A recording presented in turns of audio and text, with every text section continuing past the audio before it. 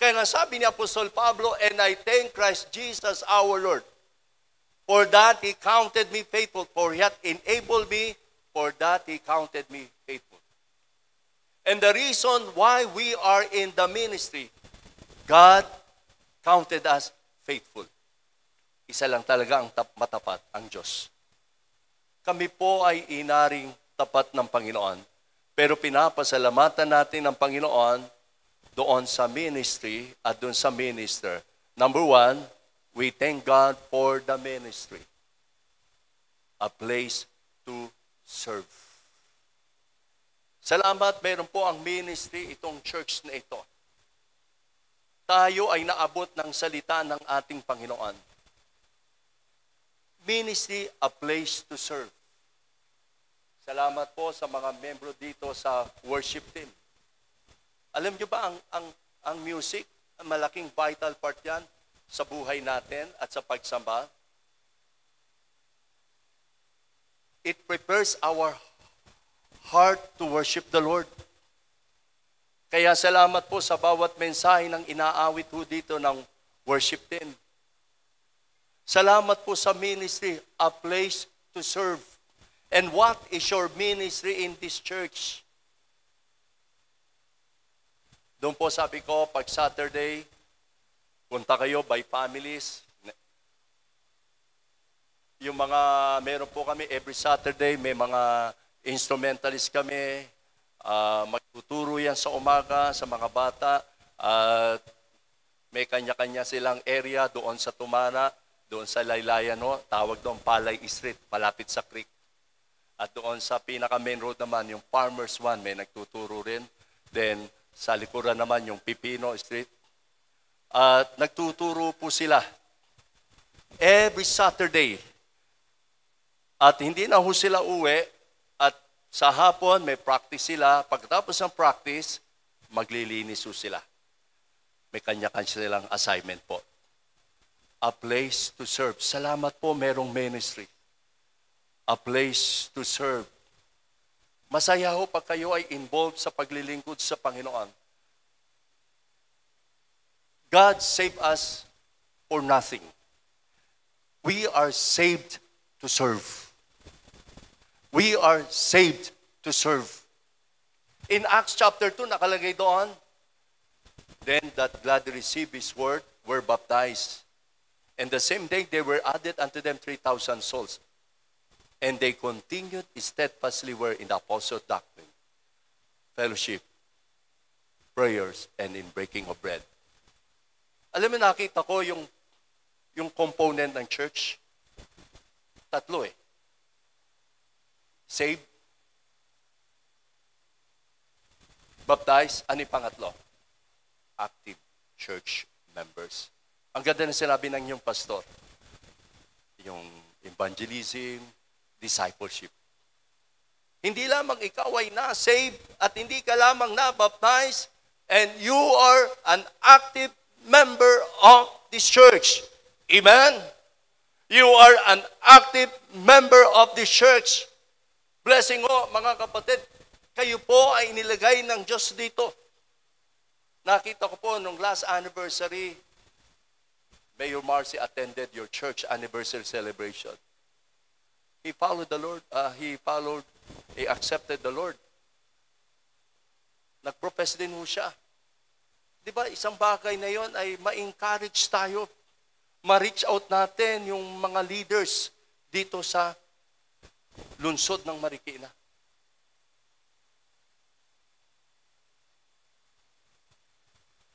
At kayo ay nagiging patutuo at pagpapala.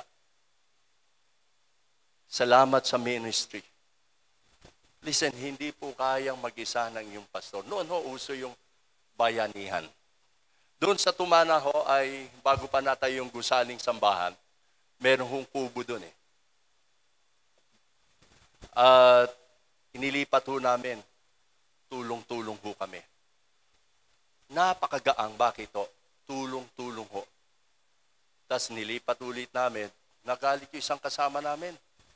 Bira, di naman kayo nagbubuhat, nakakapit lang kayo, nakahawak lang.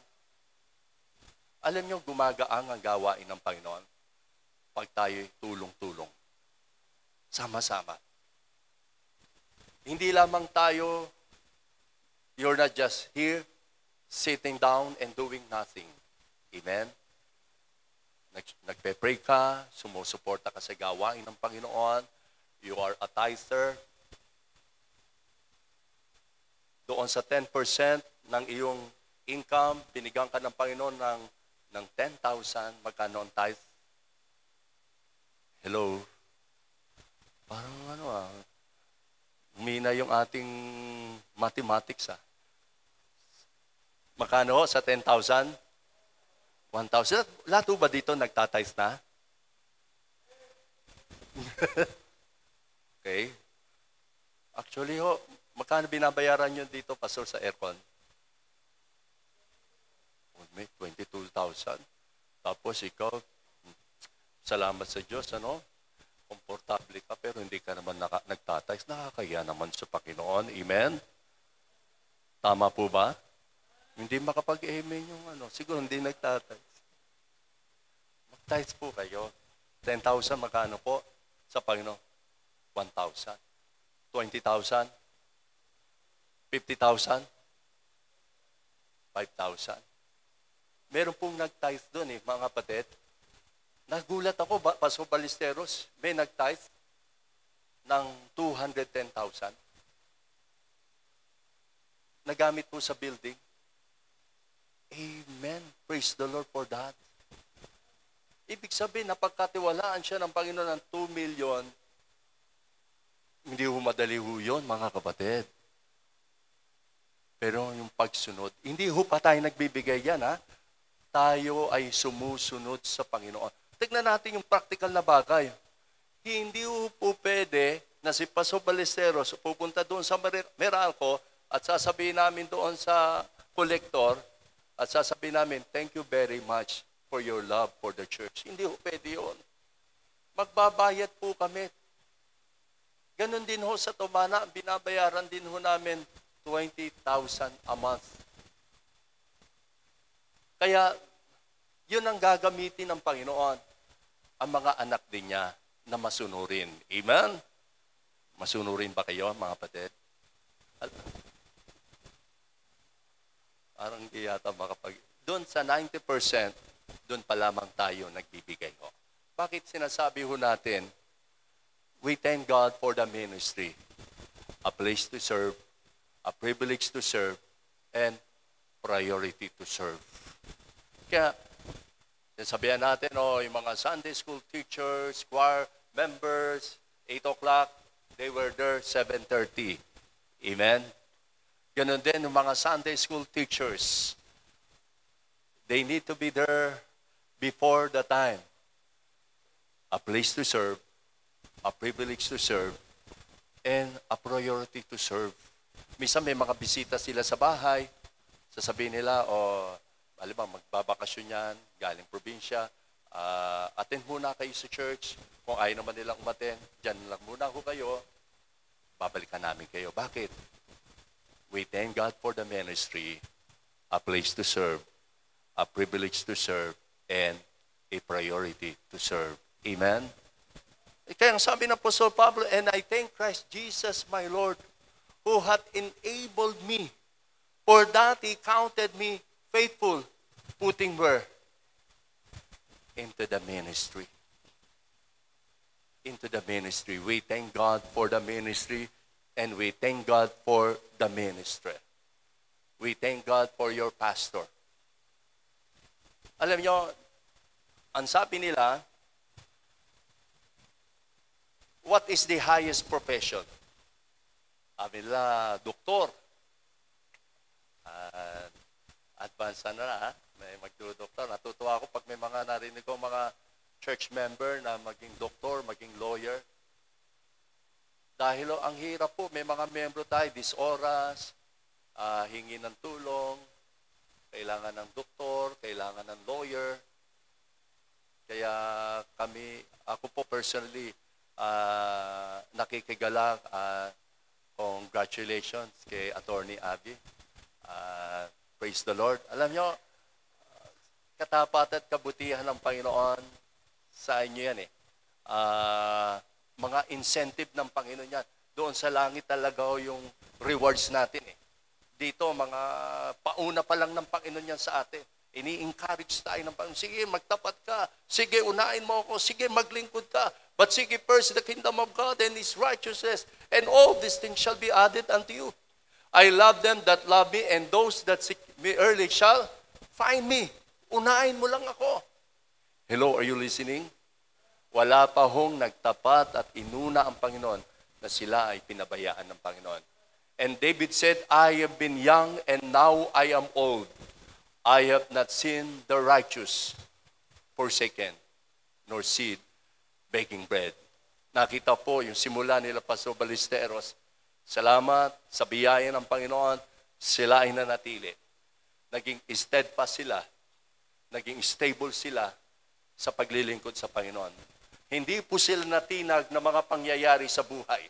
Marami mga samot-sari, mga pinagdaanan sila, mga masalimuot at mga batikos at mga negatibong salita. Pero salamat sa biyaya ng Panginoon, sila ay nanatili. Untested faith is untrusted faith. Ang pananampalatayang nasubok ay pananampalatayang mapagkakatiwalaan ng Panginoon. Ito po ang dahilan. Kayo po ay napagkatiwalaan na gantong gusaling sambahan. Akala lang natin, doon lang sa mga kulto merong ganito. Sa Baptist po, meron. Doon lamang po, pag nag-CR kayo, wow, praise the Lord. Amen? And you're so privileged. Eh, may mga CR akong pinupuntahan. Doon sa Divisoria, may natina kaming church. Grabe yung CR doon, Pastor. Siguro sila Jem at si Berjay, pag pumasok, hindi makakasya sa pintuan eh. Ang lito, pumasok ako pag ano, no? Ang lito. Sapagkat ganun lang talaga kaliit ang gusaling lugar ng sambahan nila. Hindi gusali, lugar na sambahan. Pero kayo, napakabuti ng ating Panginoon. Kaya congratulations kina Pastor Ballesteros at kay Ma'am Biggie ho. Thank God for the ministry and thank God for the minister, the pastor. In Jeremiah 3:15, and I will give you pastors according to mine heart, that shall feed you with knowledge and understanding. Kung paano po si Eva galing po saan? Sa tadyang, malapit sa puso. Kaya ang asawang babae, hindi ho ginagawang panchimbagyan. Okay? Hindi ho sinasaktan. Ang asawang babae, minamalo, galing, yan ho ay malapit sa puso.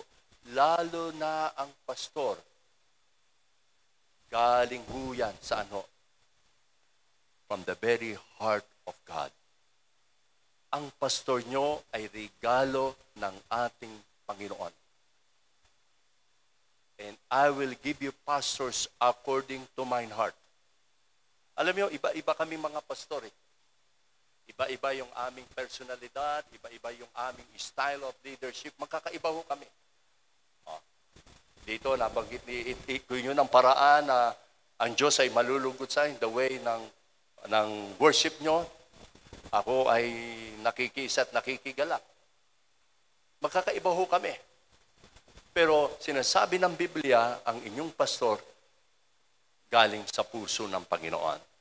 Na ibig sabihin, mahalin natin ang ating pastor. Your pastor is a gift of God. Your pastor is your guide. Nasabi niya, that shall feed you with knowledge and understanding. Tayo po ay kinakandili ng salita ng Diyos. Every Sunday, attend ho kayo. Tayo ay kinakandili, tayo ay tinuturuan, tayo ay pinapakain ng salita ng Diyos that shall feed you with knowledge and understanding. Your pastor is your guide. Mapapariwara po ang membro kung walang pastor ho. Huwag po kayo masasaktan, ha? Ang tupa po, ang pinaka mangmang na hayop. Kaya sabi ni David, the Lord is my shepherd, I shall not want. Kailangan niya ng shepherd. Kailangan ng shepherd na may maglilid sa kanya. The Lord is my shepherd and I shall not want. He maketh me to lie down beside the still waters. Andoon sa tahimik at doon sa mga green pastures. He leaded me in green pastures. Pinapakain tayo ng ating pastor. At yun ang dahilan, ang mga membro ay pinagpapala ng Panginoon that shall feed you with knowledge and understanding. Your pastor is your guide and your pastor is your guardian. Alam mo, may mga membro, nag-abroad ho. Binilin yung mga anak. Maraming ganon, may mga sitwasyon, mga mag-asawa nag-iiwalay. Ang pastor ang naiiwan doon sa mga anak. Naalala ko po nung ako ay namanhikan, ang pastor Padua kasama ko. Siya tumayong bilang aking guardian. Alam niyo, ang iyong pastor, hindi lamang siya dito nangangaral ng salita ng Panginoon. He is your guide. He is your guardian. Pag usaping puso ho, matutuho kayong magpasakop sa Panginoon. Magtanong kayo sa pastor nyo. Alam mo, may maraming taong buhay na papariwara. Ayaw sumunod at magpasakop sa pastor. Love your pastor. Ano sabi ni Paul sa 1 Thessalonians 5, verse number 12 and 13? And we beseech you, brethren, to know them which labor among you, and are over you in the Lord, and admonish you. Your pastor is your leader. Your pastor is your lover. Okay? Mahal po kayo. And sabi, and to esteem them very highly in love for their work's sake, and be at peace among yourselves. Thank God for the ministry. We thank God for this church, and we thank God for your pastor. And last point na ho natin, we thank God for everything. We thank God for everything. In 1 Thessalonians 5:18, in everything give thanks, for this is the will of God in Christ Jesus concerning you. Number one, thank God for the spiritual things. There's so much to be thankful for, spiritual things. Salamat sa mga spiritual na pagpapala. Hindi lamang po nasusukat ang pagpapalang pangmaterial. Sa spiritual, ikaw rin ay lumalago. Pangalawa, not only spiritual things, even in small things. Simple things. Simple things. Whether therefore you eat or drink, and whatsoever you do all to the glory of God. Yung maliliit na bagay, matuto tayong magpasalamat in simple things. Uminom ka man at kumain ka man, we thank God. Maruto tayong magpasalamat. And number 3, we thank God for sorrowful things. Alam niyo po, that was December. Thank you po kina Pastor Ballesteros and Ma'am Vicky sa kailang pag-sympathy ang pag-support. Kinuha ng Panginoon nga yung wife ko po, that was 2022, December 29. Malungkot to, mga kapatid. Pero, kailangan tayong matutong magpasalamat sa Panginoon. Ang naging comfort po sa akin ng Panginoon, itong Job chapter 1. Then Job arose and rent his mantle and shaved his head and fell down upon the ground and worshipped and said, Naked came I out of my mother's womb. A naked shall I return thither the Lord gave, and the Lord hath taken away. Blessed be the name of the Lord. Baka tayo nagpapasalamat lang doon sa mga good things in favor with you. How about the things seemingly against you? Unexpected. Can you still thank God and praise God in your life? And Job said, Blessed be the name of the Lord. In verse number 22, and all this Job sinned not, nor charged God foolishly. Marami tayong dapat ipagpasalamat sa Panginoon. In Romans 8:28, for we know that all things work together for good, either good or bad. And we know that all things work together for good to them that love God, to them who are called according to His purpose. What is your part? To love God. Para bagang masakit sa atin, pero lahat ng bagay nagkakalakip-lakip sa mabuti doon sa umiibig sa Panginoon. Did you really love God in your life? Wala hong malas. Wala hong swerte. Sapagkat kung ikaw ay anak na ng Diyos, naniniwala ka pa sa swerte, baka malasing ka ng Panginoon. Iba sa atin minamalas, alam nyo bakit? Naniniwala sa swerte. For we know that all things work together for good to them that love God, to them who are called according to His purpose. Wala hong aksidente sa harapan ng Panginoon. There's so much to be thankful for. Dito tayo magtatapos sa 2 Chronicles 5. Ito po makikita natin in verse 13 and 14.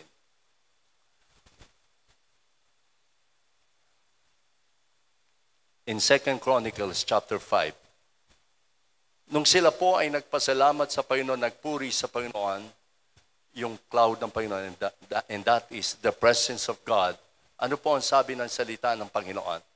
In 2 Chronicles chapter 5, ito po, it came even to pass as the trumpeters and singer were as one, to make one sound to be heard in praising and thanking the Lord. And when they lift up their voice with the trumpets and cymbals and instruments of, ano kasunod? Yan. Doon tayo. Wala rin. Tignan natin dito. Ayan. Instruments of music and praise the Lord, saying, for He is good, for His mercy endureth forever. That then the house was filled with a cloud, even the house of the Lord, so that the priest could not stand to minister by reason of the cloud, for the glory of the Lord had filled the house of God. Ano po ang ibig sabihin natin? Remember how much gratitude pleases God. Pag tayo ay marunong magpasalamat, ang Diyos ay nalulugod sa buhay natin. Kung ang mga anak marunong magpasalamat sa magulang, ang Diyos ay nalulugod. Kung ang mga miyembro marunong magpasalamat sa kanilang pastor, ang Diyos ay nalulugod. Ba? Pagtapos ng mag-preach ang pastor nyo, kamayan nyo, pastor, salamat po. Salamat po. Ginagawa ho ba natin, pastor, lagi ko po kayong ipinapanalangin. Pinagpe-pray ko po kayo at ang inyong pamilya. Be a blessing to your pastor. Be an encouragement to your pastor. Tao rin kami pang nakatulad nyo. Hindi po kami naghahanap na kami itaas nyo. Hindi ho. But we need your encouragement also. We need your appreciation also. Tao rin kami. Nanghihina rin kami. Pero salamat sa inyong panalangin. Lumalakas kami sa inyong pananatili, sa inyong pagpapatuloy, sa inyong pagtatapat sa Panginoon. Na-encourage po kami. Wala kaming dahilan para kami tumalikod sa Panginoon at kami ay magreklamo sa Panginoon. Naiiya kami sa Panginoon. Makita namin ang membro na sugatan, madaming problema, pero andyan nakaupo, nakikinig ng salita ng Panginoon. Nahihiya kami sa Panginoon.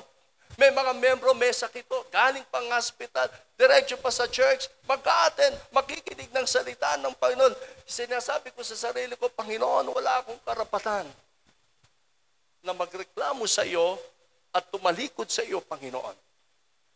Ang buhay nyo, alam nyo, nagiging encouragement kayo at nagiging blessing kayo sa inyong pastor. Mahalin nyo ang inyong pastor. Iisa lang ho yan. Mahalin nyo rin ang asawa ng pastor, ang pamilya ng pastor. Kung tama ang attitude natin sa ating Panginoon, magiging tama ang attitude mo sa church. Kung tama ang attitude mo sa Panginoon at sa church, tama rin ang attitude mo sa iyong pastor. Tumayo tayong lahat at manalangin tayo at tayo po ay magpasalamat. Panginoon, maraming salamat po sa isang dakilang pagkakataon makatayo sa pulpitong ito, sa likuran ng pulpitong ito, sa iyong mga anak na tinubos ng iyong dugo. Panginoon, salamat po sa iyong mga anak sa dakong ito. Pagpalain mo sila na lalo pa silang maging tapat sa inyo, na mamahalin nila ang kanilang pastor, ang pamilya ng pastor. Sila'y magpapatuloy, sila'y mananatili, at gawin mo silang mabunga sa kanilang paglilingkod. Panginoon, pinupuri ka naming pinapasalamatan. Ama, work in our midst. Kaming pastor, may pagkukulang din kami, Panginoon. Subalit, nagsisikap din kami, Panginoon, na gawin ang iyong kalooban. Ikaw ang gagawa sa aming kalagitnaan. May mga bagay na dapat itama sa buhay namin, matuto kaming magpakumbaba at ipaayos namin ito sa iyo, Panginoon. Hayaan mo ang iyong mga anak magkaroon ng gratitude of attitude. And please, Lord, work in our midst. All these things we pray in Christ's preciousness. As heads bow and eyes closed.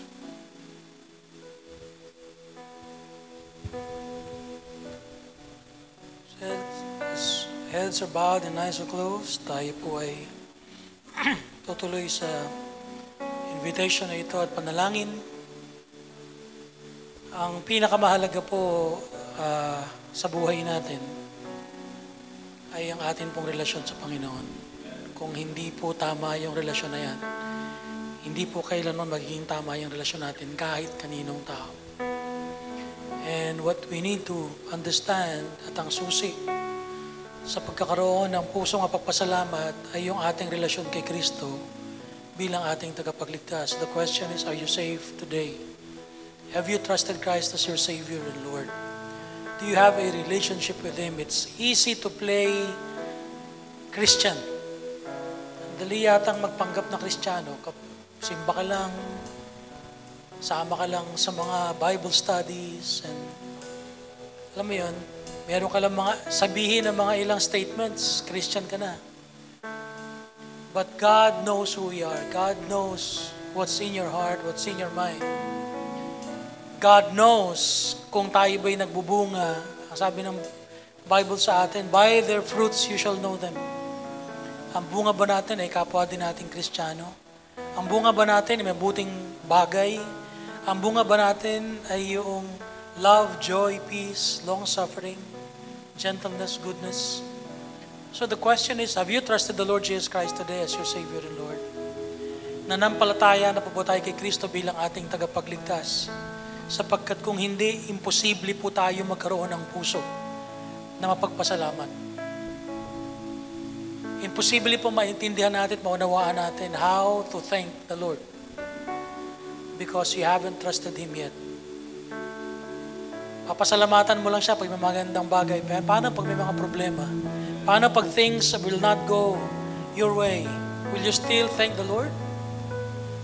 But you can only thank Him even if things are not going your way, if you have Christ in you. Do you have Christ in your heart today? Have you trusted Him? Kung hindi pa po, maybe you need to come to the Lord right now and tell the Lord, Lord, na-realize ko, akala ko nagpapasalamat na ako. Pero nung pala, kulang ako ng pasalamat sapagkat wala pa si Kristo sa aking puso. Kaya tumihingi po ako ng tawad sa inyo, Panginoon. Na sa umaga na ito, ako pa'y patawarin niyo sa aking mga kasalanan. Patawarin niyo po ako sa aking mga maling nagawa at sa aking pong maling paniniwala. At tinatanggap ko ang Panginoong Hesus sa aking puso bilang aking Panginoon at tagapagligtas na mula sa araw na ito. Siya yung Diyos na aking susundin sa aking buhay. And He will be the Lord of my life. You pray that prayer and you pray that prayer when you go home. You speak to God, talk to Him, receive Christ in your heart. And the Lord will definitely change you, will make sure that you be grateful and thankful to God. Sa atin po mga mananampalataya na tumanggap na kay Kristo bilang ating tagapagligtas, you have trusted Christ as your Savior and Lord. Parati natin paulit-ulit dito sa ating pulpit, dito sa ating church, that we need to be thankful.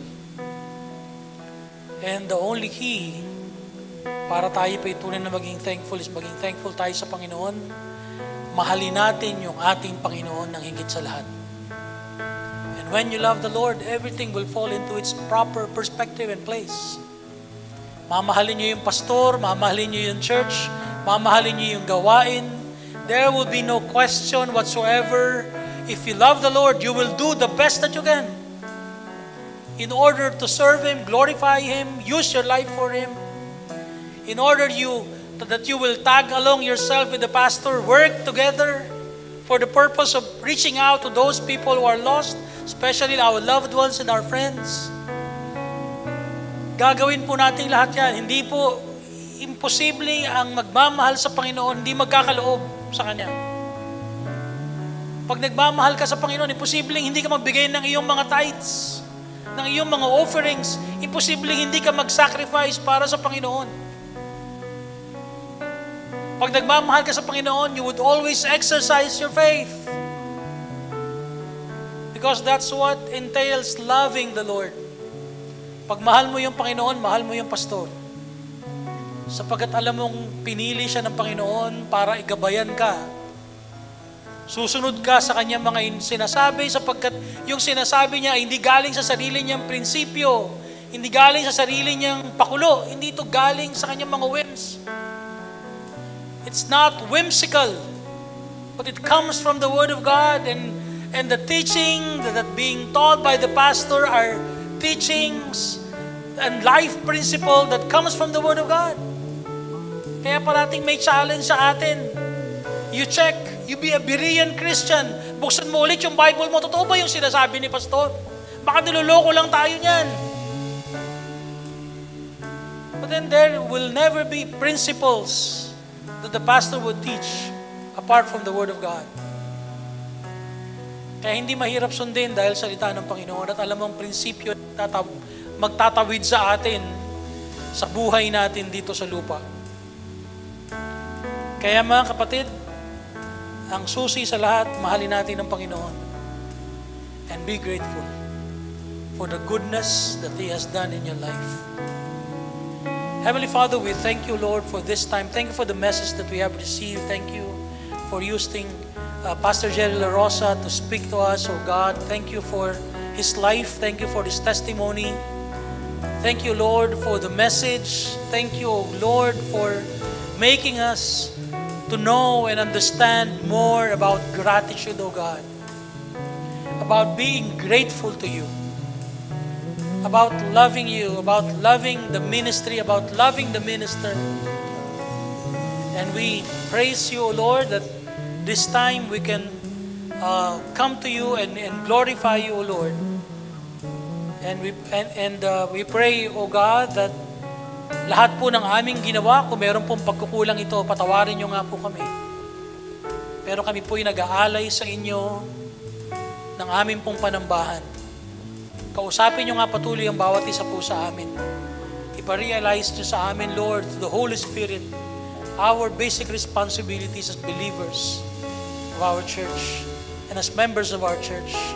Not just members, but active members, disciples, Lord, doing something for your greater cause. Salamat po muli. Kung dalangin namin sa pangalan ni Jesus. Amen. Tawagin po natin yung ating usher para po manalangin para po sa ating mga offerings. Brother Brian, please lead.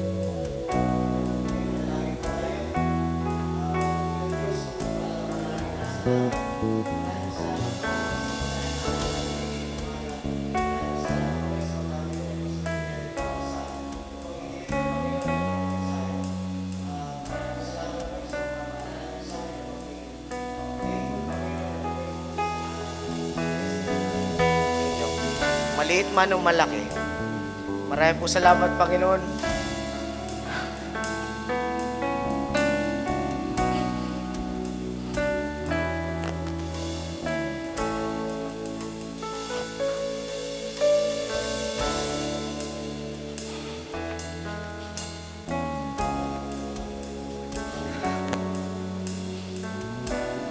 Maraming po salamat kay Pastor Jerry.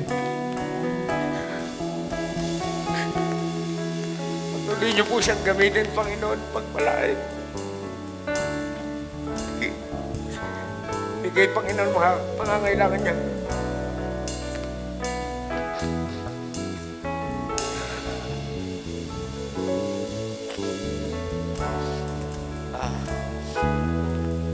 Panginoon, sa pagpapatuloy ng aming worship sa inyo, hayaan niyo po, Panginoon, na i-honor namin kayo, Panginoon, sa aming pagbibigayan. Sana po, Panginoon, maging katanggap-tanggap ito sa inyo.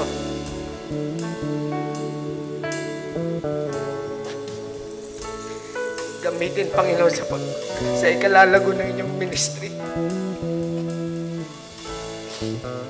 Pagpalain niyo po, Panginoon, ang bawat kamay na magbibigay. Pagpalain niyo po, Panginoon, ang aming mga hanap buhay, ang aming employers. Ang lahat, Panginoon, ng aming pinagkukuhan ng kabuhayan, ng aming mga negosyo. Sana po, Panginoon, palaguin niyo ito at maging gamit sa inyong ministry. Ito po yung aming samang dalangin. Sa pangalan ng Panginoong Kristo. Amen. Amen. Yung ating pong giving ay para po sa mga members lang. So if you're a visitor here in the church, hindi po kayo required to give. Ito po ay para, we would like to give to you than you giving to us, okay?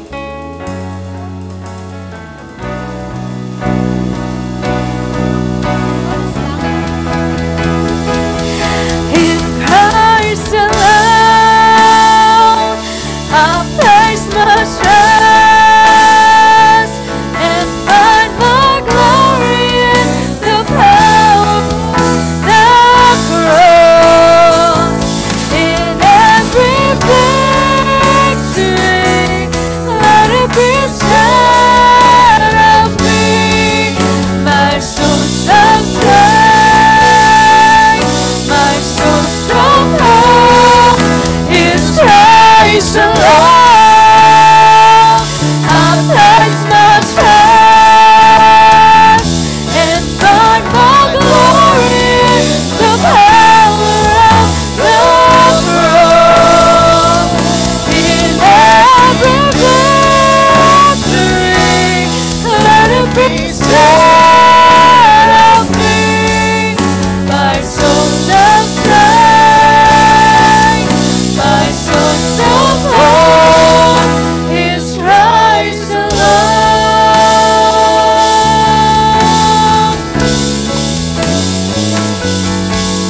My soul shall shine, my soul shall hold His Christ alone.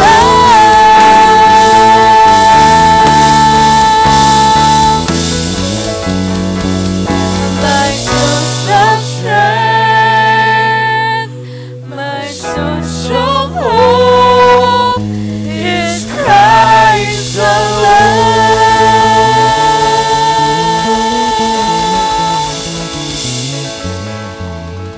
Tayo po'y manalangin. Meron programa ba kayong gagawin? Wala na? Wala? Kain na kagad? So panalangin na kagad natin pagkain? Meron pa ba? Meron pa ba kayong gagawin, Vicky? Ano lang, di ba? Kakanta lang. Kakanta ba kayong happy birthday? What? Kakantahan niyo ba ako ng happy birthday? Bago tayong manalangin para sa pagkain? Happy birthday to me. Happy birthday to me. Happy birthday. Happy birthday. Happy birthday to me.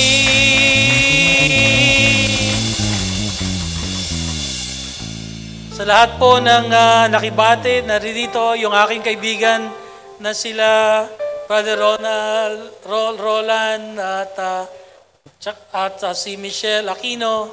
Salamat sa inyong presensya, pakikibati at pakipag-celebrate ng aking birthday. Ang birthday ko po ay January 16. Salamat kay Pastor Jerry La Rosa. Salamat sa kanyang buong pamilya at mga kapatiran sa Moriah Baptist Bible Church, at sa lahat sa inyo, no, na kapatiran dito, manatili po tayong tapat sa paglilingkod sa Panginoon. At huwag matigas ang ulo nyo para hindi kayo kuning kagad ng Panginoon. At saka huwag matigas ang ulo para huwag kayong malasin, no? Para puro swerte ang dumating sa inyong buhay at pagpapala. Okay, happy birthday to me. Isa lang ho yung wish ko, sana ay lahat po ng mga pangarap ng aking mga anak ay matupad, no? At lahat po ng mga pangarap nyong lahat sa buhay at para sa inyong mga anak at sa inyong pamilya ay matupad, no, sa tulong ng ating Panginoon. Okay? At manatili po tayong maglingkod sa Kanya, manatili po tayo kahit na mahirap ang buhay, kahit maraming mga struggles. Don't allow the problems that you go through in life hinder you from serving the Lord. Okay? Don't allow circumstances in life that to stop us from serving Him. No? That's what we did. We continued on and we are harvesting and reaping the blessings. There are still hardships from time to time. Marami kaming dumating na ngayon na si Abby ay may sakit ding diabetes. No? Hindi ko alam kung sino pang dadiabetisin sa amin. Ha? The other day, si Abby ay nag-28 ang kanyang sugar. From nothing, naging 28. Sobrang baba. No? Kaya batang-bata pa ay meron ng buwisit na karamdaman. Pero kasama yan sa parte ng ating paglilingkod. But it doesn't mean you stop serving the Lord. No? It doesn't mean that the devil is working. We need to work hard as well. Okay? So marami pong salamat muli sa inyong lahat.